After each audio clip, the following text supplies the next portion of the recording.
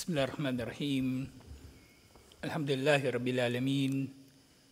Wassalatu wassalamu ala asyrafil anbiya'i wal mursalin.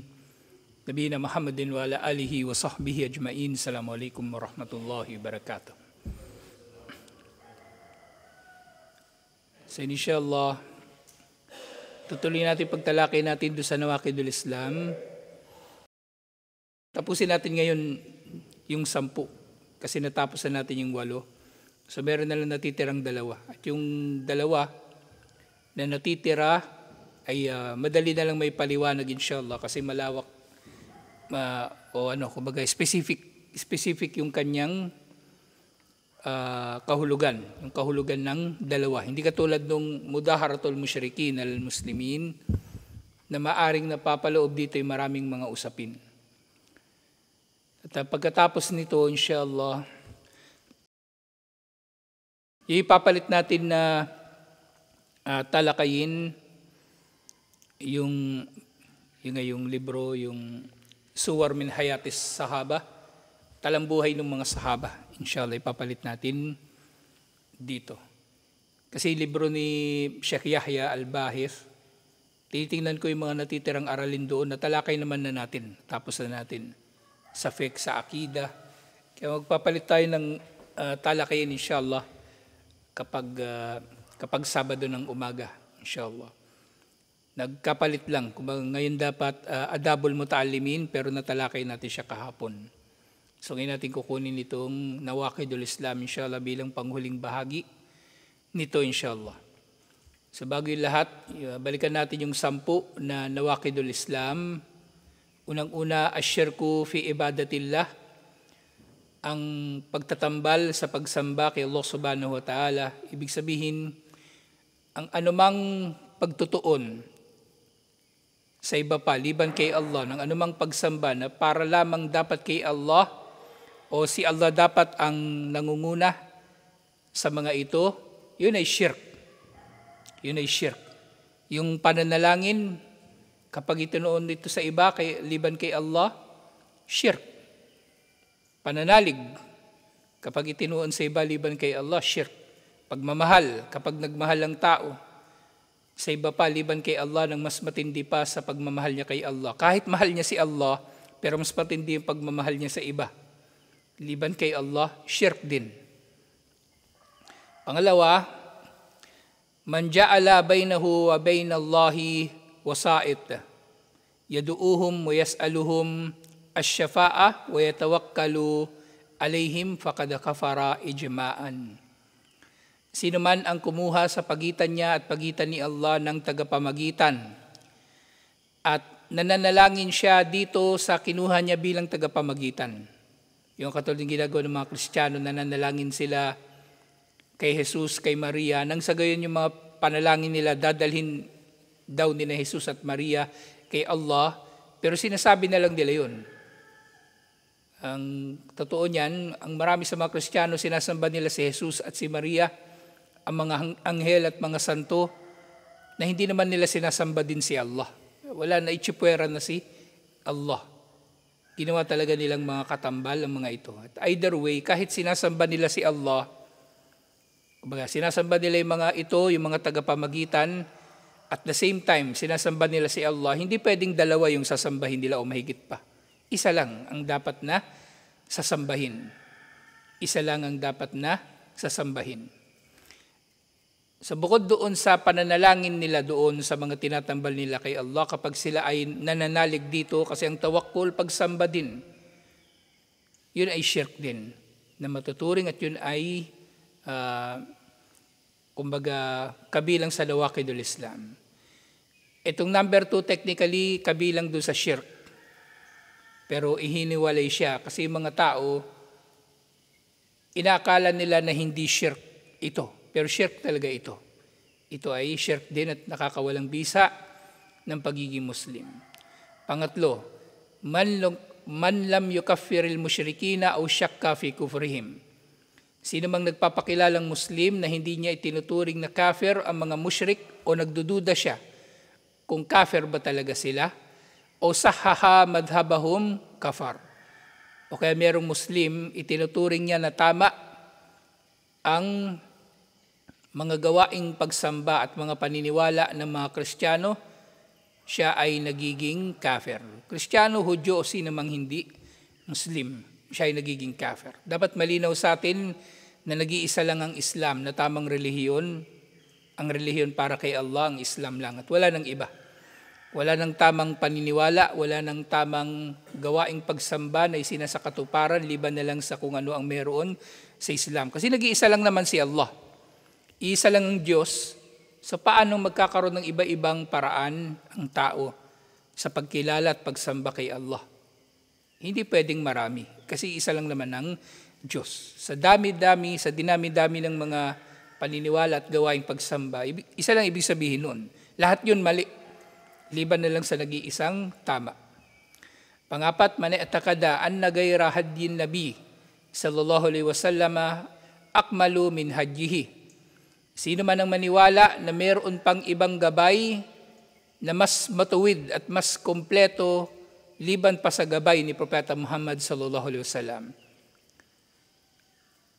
O anna hukma ghayrihi ahsanun min hukmihi. O kaya maniwala na ang hatol ng iba pa ay mas mainam sa hatol ni Propeta Muhammad sallallahu alaihi wasallam. Kalladina yufaddiluna hukmut tawagit ala hukmihi, katulad ng mga mas kumikiling sa paghatol ng mga Diyos-Diyosan at ng mga tao na nagpapatupad ng iba pang batas liban pa sa batas ni Allah, fahuwa kafirun. Ang tao na ito kahit nagpapakilala siyang Muslim, siya ay may tuturing na kafir. Kasi mas pinapanigan niya yung iba pang batas o iba pang hatol, liban pa sa hatol ni Propeta Muhammad sallallahu alaihi wasallam. Siyempre kapag sinabing hatol ni Propeta Muhammad sallallahu alaihi wasallam, hatol din ito ni Allah. Walang pagkakalituhan dito. Panlima, man yubghidu shay'an mimma jaa'a bihi ar-rasul sallallahu alaihi wasallam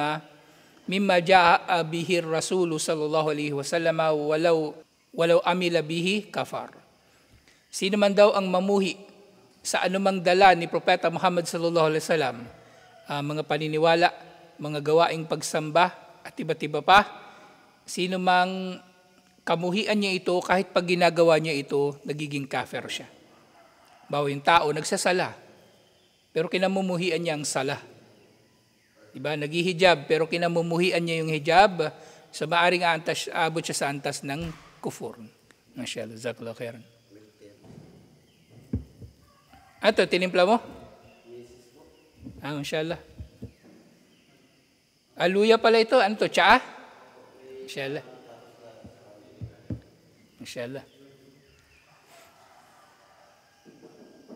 May ganitong tsaa yung mga Arabo, di ba? Yung Shai Adani tawag nila. Yung mga Yemeni. Ay, nakatingin ba na nakamad yung yung may luya. Luya tsaka gatas. Masyaallah. Dami nilang kakaibang pagkain dun eh. Yung subukan mo na kumain sa yung restaurant ng Indiano. Yung maanghang, yung baka. May ganun silang recipe, grabing anghang. Pag bumili ako noon, yung isang diba, isang bowl na ganun. 1 linggo ko ng ulam yun. Sobrang anghang eh. Yung isang pirasong karne noon, ang dami mo nang makakain. Ang dami mo ng kanin na makakain. Kaya amoy nila maanghang din eh. Amoy tirgas eh. Siya. Sa pang-anim, matindi ngayon yung gera sa parang lalaki pa yun eh. Naggera na ngayon yung yung Pakistan tsaka India. Naggera na. Kasi problema sa Pakistan, may mga kasi dun eh. May mga grupo ng mga terorista. Sinasalakay nila yung Kashmir. Nung nakaraan, ang dami nilang napatay na Indiano, mga turista na Indiano. Gumanti yung yung India, nagpadala ng Air Force tsaka missile. O yung Pakistan, ganun din. Ngayon parang magkaalyado ang ang Israel tsaka India. maaring susuplayan ng Israel yung India ng ng armas. Tapos yung Pakistan, may nuclear din naman yung Pakistan, pareho sila ng India. Pero naman yung mababa naman yung tsansa na gamitin nila yung yung nuclear kasi di pa naman sila desperado. Pero malaki-laki na yung nila ngayon. Ilang araw na. Yung Kashmir kasi di ba nung unang panahon, isang bansa lang yan eh. Pag sinabing India dati, India, kasama talaga diyan yung India, Pakistan, Bangladesh. Isang bansa lang yan. Sakop yun ng mga Muslim. Nung nasakop sila ng mga British, yung matagal-tagal na panahon, nung lumaya sila after ng World War II, hinati-hati ng mga British yung India. Ginawa nilang Pakistan, tsaka India. Yung Bangladesh, actually kasama dati sa Pakistan, East Pakistan pala, Eastern Pakistan yung Bangladesh. Pero kalaunan, nagrebelde din yung Bangladesh sa Pakistan, humiwalay sila. Tapos yung India, nakahiwalay na sila sa Pakistan. Yung ginawa ng British Empire na batayan sa paghahati-hati, hinula-hulaan lang nila eh. Hinula-hulaan lang nila. Kaya nahati yung mga tao. Yung iba pinatira sa India, yung iba pinatira sa Pakistan. Hanggang sa nangyari, sabi nila, yung mga Muslim sa Pakistan tumira, yung mga Hindu sa India tumira. Kaya naging majority ng populasyon ngayon ng India, Hindu. Pero Muslim talaga sila dati, mas marami silang Muslim. Yung mga Muslim nag-migrate na papunta ng Pakistan at ng Bangladesh. Pero nga, dahil dun sa na sila, labo-labo na sila, ang nangyari ngayon, kumbaga, yung Kashmir na ipit, hindi nila alam saan sila pupunta. Kasi nasa loob sila ng teritoryo ng Hindu, ng India, pero mga Muslim yung karamihan sa mga tao. Ayaw silang bitawan ng India. Gusto sana nilang sumama sa Pakistan. So mula nung panahon na yun, laging daming din mga massacre at kung para silang parang Palestine, yung Kashmir. Bihira lang nababalita, pero matindi rin yung nangyayari dun sa kanila. May biruan pa nga nun Bakit daw humiwalay yung Bangladesh sa Pakistan? Kasi yung Bangladesh daw, inutusan magsala. Uy, sala na. Ayaw ng Bangladesh. At ganun nga yung ganun nga yung reputasyon ng sa Saudi, pag tinawag na Bengali, kapintasan. Kapintasan. Kasi unang kapintasan sa mga Bengali, tamad magsala. Lalo na Fajar, pag Fajar, nandun ka sa lugar na maraming foreigner, yung masjid mapupuno yan ng Pakistani. Pero yung Bengali, yung Bangladeshi, mabibilang mo lang kung ilan sila. Pero pag araw na, trabaho na, andun yung Bangladeshi, ang dami-dami pala nila. Pero ilan lang yung pupunta sa masjid. Ito, parang totoo nga kasi yun na yung naging talaga nila, reputasyon. So yung pang-7, pang-6 pa pala. Man istahza'a bi shay'in min dinir rasuli sallallahu alaihi wasallam aw thawabahu aw iqabahu kafar. Yung kanina, sino man yung kamuhian niya, ang anumang dala ni Propeta Muhammad sallallahu alaihi wasallam. Ito naman, ika-6, ginagawa niyang biro o pinagtatawanan niya. O maaring hindi niya kinamumuhian pero pinagtatawanan niya. Diba? Ginagawa niyang biro. Halimbawa nga, yung mga uso ngayon sa Facebook, diba? Yung mga reels, mga gumagawa ng patawa. Pati sala, tinatabla nila. Wala na silang pinatawad. Pati sala, ginagawa nilang katatawanan. Kufur yun. Kasi malaking bahagi yun ng Islam, tapos ginagawa lang nilang katatawanan. Kufur yun. So nga, kung gagawin nilang katatawanan, gagawin nilang biro, ang anumang bahagi ng relihiyon ni Propeta Muhammad sallallahu alaihi wasallam o kaya pagtatawanan nila yung gantimpala nito. Bawa di ba yung mga syahid, kabilang sa gantimpala nila magkakaroon sila ng mga asawa sa paraiso. Pinagtatawanan yun ng kuffar. Kapag ikaw Muslim, nakikitawa ka rin doon sa kuffar. Ganun din. Kufur din, yun wal-iyadu billah. Siyempre, pwede naman magtauba. Pwede magbalik loob kay Allah. So sino mang pinagtatawanan niya yung parusa, gantimpala sa mga ito, kufur din yun. Ngayon, tinutukoy dito, dinur rasul, sino man ang mamuhi, o mula sa number 4, di ba, tinukoy dinur rasul, relihiyon ni Propeta Muhammad sallallahu alaihi wasallam, sino man ang maniwala na may iba pang mas kompletong gabay, liban sa gabay ni Propeta Muhammad sallallahu alaihi wasallam, sino mang mamuhi, at sino mang gawin niyang katawa-tawa ang anumang bahagi ng relihiyon ni Propeta Muhammad sallallahu alaihi wasallam. Ang tinutukoy dito kasi, ang tinutukoy dito yung Sharia ng Islam sa panahon na ito ngayon ni Propeta Muhammad sallallahu alaihi wasallam. So, kumbaga mahigpit, mas mahigpit dito. Mas mahigpit dito. Kasi dito naman tayo napapaloob. Ngayon kung halimbawa, maniniwala tayo, di sa number 4, di ba, maniniwala tayo na mas kompleto ang gabay ni Propeta Muhammad sallallahu alaihi wasallam kaysa sa gabay ni Isa alaihi salam, totoo naman. Kasi bahagi tayo ng umma ngayon ni Propeta Muhammad sallallahu alaihi wasallam, at ang gabay ni Propeta Muhammad sallallahu alaihi wasallam kaya siya na ituturing na mas kompleto kasi siya na yung huling propeta eh. Wala nang darating na propeta pagkatapos niya. So walang problema kung ganun ang iisipin natin. Mas kompleto yung gabay ni Propeta Muhammad sallallahu alaihi wasallam kaysa sa gabay ni Isa alaihi salam. Problema, isipin mo, mas kompleto yung gabay ni Isa alaihi salam o sino paman sa gabay ni Propeta Muhammad sallallahu alaihi wasallam. Pangpito yung sihir sa lamangka at napapaloob na rito yung pangkukulam, panggagayuma, iba't ibang uri ng magic, kahit yung yung tawag nila black magic, di ba, yung may kinalaman yung jinn, at white magic yung lang, yung mabilis na pagkilos ng kamay, kahit yun ay hindi rin katanggap-tanggap sa Islam. Kasi paraan siya patungo nga doon sa sihir. Pangwalo, ito na. Katatapos lang natin mudaharatul musyrikin alal muslimin, ang pagtulong sa mga musyrik laban sa mga Muslim. At ngayon number 9, mani'takadaan na ba'dan nasi yasi'ahu al-khuruj an syariati Muhammadin sallallahu alaihi wasallam fahuwa kafir. Sino man ang maniwala na mayroong mga tao na hindi kabilang sa mga obligado na sumunod kay Propeta Muhammad sallallahu alaihi wasallam, o kaya hindi sila obligado, naniniwala na hindi sila obligado na gawin ang mga isinabatas sa Islam, siya ay kafir. At pagsampu, al-i'radu an dinillahi la yata'allamuhu wa la ya'malu bihi.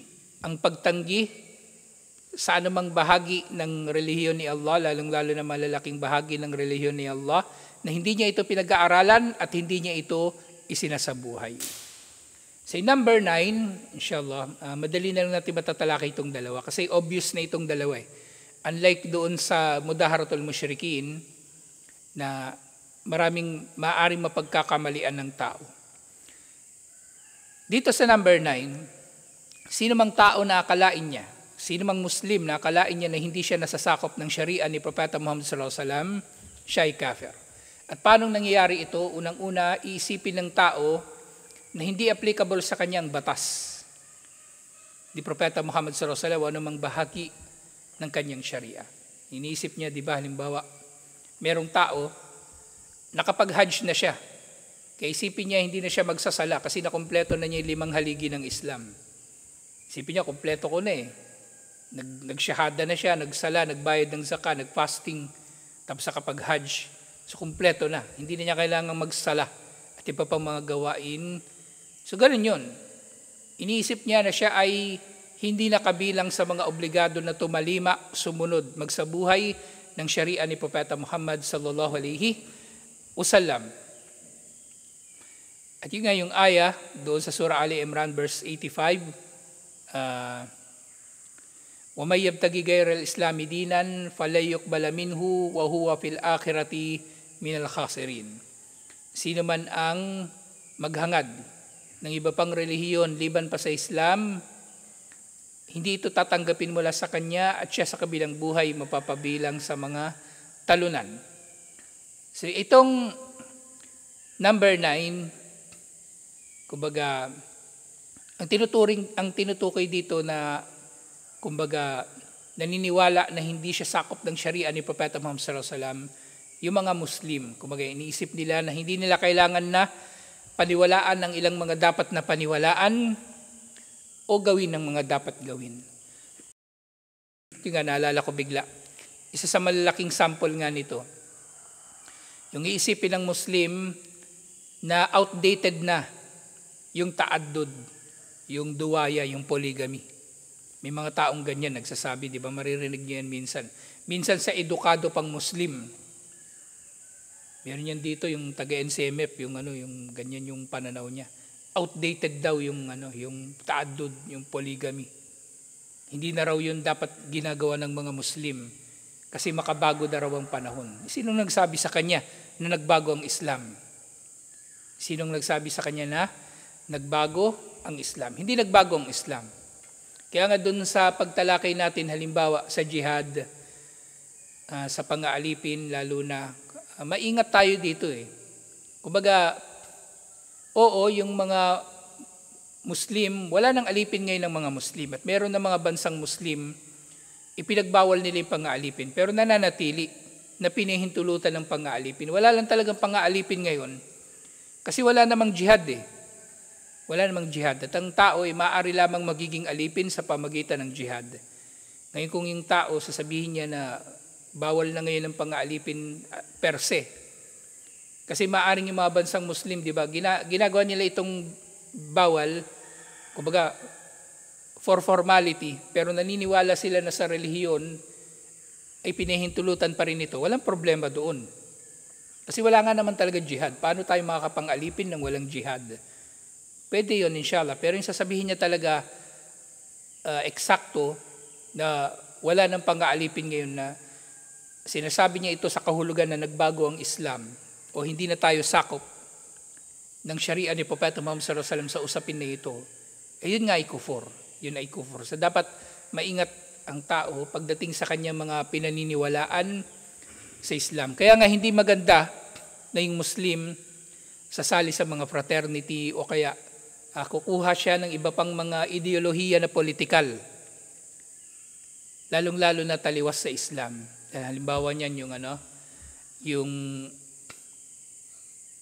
yung political stand ng mga komunista. At yun nga, dito nalinlang ang marami sa mga pinunong Muslim. Ang marami sa mga pinunong Arabo, actually, kumiling sila sa komunismo at sosyalismo. Saddam Hussein, si Gaddafi, naging maganda yung pamumuno nila. Si Gaddafi pa nga, yumaman yung mga Libyan sa maayos na pamumuno niya. Pero, kumbaga, kumiling sila sa iba pang mga batas na inimbento lang ng tao. Actually, may nabasa pa nga ako na sinabi ng historian, si Samuel Tan, tausog yun eh. Yung historian na si Samuel Tan, tausog siya. Siya yung author ng yung libro na pinakuha ko sa iyo, Khalid. Tausog yun yung author ng libro na yun eh. Meron siyang binanggit minsan na, yun nga, sa pagsisimula ng MNLF, sina Professor Nur Miswari, kumikiling talaga sila sa komunismo. Actually, dala-dala na talaga nilang motivation sa kanilang grupo. Hindi Islamic eh. Kaya nga yung pangalan nila, national. Kasi ang talaga nila, motivation. Siyempre, maaaring nagbago na rin yung pananaw nila paglipas ng panahon. Yung motivation talaga nila, yung kanilang pagiging Marxist-Leninist na sa kanilang mga ideolohiya. Pero siyempre, maaaring nagbago rin. Kasi matagal na rin yung sinabi ni Professor Samuel Tan. Matagal na niyang nasabi rin niya. Maaaring nagbago na rin ang pananaw si Nur Miswari. Pero kapag merong Muslim na ganun yung kanyang pananaw, delikado. Delikado. Ituturing mo yung sarili mo na secular na Muslim o secular, ibig sabihin, kumbaga, hindi ka kumikiling sa mga religious na mga hatol at paniniwala. Secular ang tawag doon. O kaya komunista na Muslim, sosyalista na Muslim, at modern Muslim, yun pa, waliyadu billah, modern Muslim. At yung iba, tawag nila sarili nila moderate Muslim, kasi Muslim daw na humahawak, kumakapit ng mahigpit sa Islam ay fundamentalist o kaya extremist, terorista. So lahat sila napapaloob dito sa number 9. At yung number 10, at ito na nga yung maraming nangyayari din sa mga Muslim, al-i'radu an dinillahi la yata'allamuhu wa la ya'malu bihi. Yung paglayo sa relihiyon ni Allah, pagtanggi sa relihiyon ni Allah, sa anong paraan, hindi nila ito pinag-aaralan at hindi nila ito'y sinasabuhay. Basta Muslim sila. Nanay nila Muslim, tatay nila Muslim, tribo nila Muslim, nakasuot sila ng kimon, nakatutob, nakamalong, iinom yan ng alak, magsusugal, mambababae, hindi magsasala. Mas mahalaga sa kanila, hindi kakain ng baboy. Yun na lang Islam sa kanila, hindi kumain ng baboy. So ganun. Bakit ganun sila? Kasi ganun din hindi sila nag-aaral. Hindi nila pinag-aaralan ng kanilang relihiyon. At nga, yung dalil dito, Surah As-Sajdah, verse, 22. Verse 22, وَمَنْ أَدْلَمُ مِمَّنْ ذُكِّرَ بِآيَاتِ رَبِّهِ. Sino ba ang mas mapang-api kaysa doon sa ipinaalalahanan tungkol sa mga aya ng kanyang Panginoon? ثُمَّ أَعْرَضَ عَنْهَا. At matapos nga siya na paalalahanan tungkol sa mga aya na ito, tinalikuran niya, inayawan niya ang mga ito. Inna minal mujrimina muntakimun. Tunay na kami, sabi ni Allah, tunay na kami ay maghihiganti sa mga makasalanan. So tinukoy ni Allah ang mga tao, kahit pa nagpapakilala silang Muslim, mga tao na umaayaw o tumatalikod sa Islam, kahit tinuturing nila sarili nilang Muslim, tinawag sila ni Allah na mujrim, mga makasalanan, mga kriminal, at si Allah ay maghihiganti sa kanila. Ibig sabihin, paparusahan sila ni Allah. At kapag tinawag yung mujrim, yung tao na mujrim o dhalim, pareho ito sa konteksto ng pagiging mushrik at pagiging kafir. So kufur talaga. Itong pagtalikod sa Islam sa pamagitan ng hindi pag-aaral at hindi pagsasabuhay nito. Kahit ano pang gawin niya na mga palabas o pag-arte na siya ay Muslim, hindi siya ligtas sa kanyang relihiyon, waliyadu billah. Nandun siya sa bingit ng kawalang pananampalataya. Yung sinasabi natin, di ba? Hindi natin pinag-aaralan itong Nawaqidul Islam para maghatol. So ito pinag-aaralan natin para tayo mismo alam natin, may iwasan natin at mapabalaan natin ang ating mga kasama, inshallah. So ito yung 10, alhamdulillah. At meron lang 2 na tanbihat. Kumbaga, dagdag na babala. Tungkol sa 10 na ito lahat-lahat. Al-awwal, la farka fi jami'i hadihin nawaqid bainal hazili wal jadi wal khaifi illa al-mukrah. Walang pinagkaiba ang sino mang nagbibiro, sinasadya ito o ginawa ang mga ito dahil sa takot. Walang pinagkaiba. Lahat sila nagiging kafir. Halimbawa, pinagtawanan niya ang relihiyon, ginagawa niya man ito ng nagbibiro, ginagawa niya man ito ng seryoso siya, o ginagawa niya man ito dahil sa takot. Lahat sila nagiging kafir. Pero nilinaw dito, maaring yung tao pipilitin na gawin ng mga ito, maaring hindi siya nagiging kafir. Pero yung tao na ginawa niya lang ito dahil sa takot sa kuffar, halimbawa, na hindi naman siya pipinsalain ng kuffar, walang dahilan para hamakin niya ang relihiyon upang malugod sa kanya ang kuffar. Kaya lahat ng ito ay kufur, ano man ang kalagayan ng tao. Nagbibiro man siya, seryoso o takot sa kanyang ginagawang nawaqidul Islam. Pangalawa, hadihin nawaqidu kulluha min a'dami ma yakunu khataran. Ang 10 na ito ang pinakamapanganib sa mga nawaqidul Islam. Wa aktharu ma yakunu wukuan, at pinakamarami ang mga tao na nalulugmok, nasasadlak sa 10 na ito. Ibig sabihin, marami pang iba. Marami pang iba. Kasi maaring sa 10 na ito na pangunahing mga kategory, meron pang mga subcategory na napapaloob dito. So, halimbawa na nga lang, di ba, yung doon sa number 9, akalain ng tao na hindi siya kabilang sa sharia ni Allah, maring meron pang mga napapaloob dito ng iba't ibang mga gawain. So, itong 10 na ito ang pinakamatindi, pero marami pang iba na gawain na mabibilang sa nawaqidul Islam. Kaya nga, sabi ni Sheikh rahimahullah, فَيَجِبُ عَلَى الْمُسْلِمِ أَنْ يَحْذَرَهَا Kaya marapat lamang sa Muslim na pangilagan niya ang 10 na ito, wa yakhafu minha ala nafsihi. At marapat na katakutan niya para sa kanyang sarili ang 10 na ito. Alhamdulillah, at nababalaan tayo ng mga scholar tungkol sa panganib ng mga ito, na kung hindi nila ito nilinaw ay hindi natin mauunawaan ang mga bagay na ito. Itong 10 na ito, yun nga, hindi tinukoy sa Quran o hadith na 10 ang nawakidul Islam. Pero mga ito, kumbaga, na-formulate ito ng mga scholar para mas madali nating mauunawaan. So katulad lamang din doon sa mga uri ng tauhid, ginawa nilang 3. Walang nababanggit sa Quran, pero ito yung mga mababanaag o kaya yung aral na makukuha mula sa pag-aaral nila sa Quran at mga hadith, alhamdulillah. So marapat nating panghawakan, inshallah. Kasi may mga pilosopo lalo na yung mga tatamaan sa mga aral dito, sabihin nila, hindi naman totoo yan kasi wala naman binanggit sa Quran na 10 ang nawakidul Islam.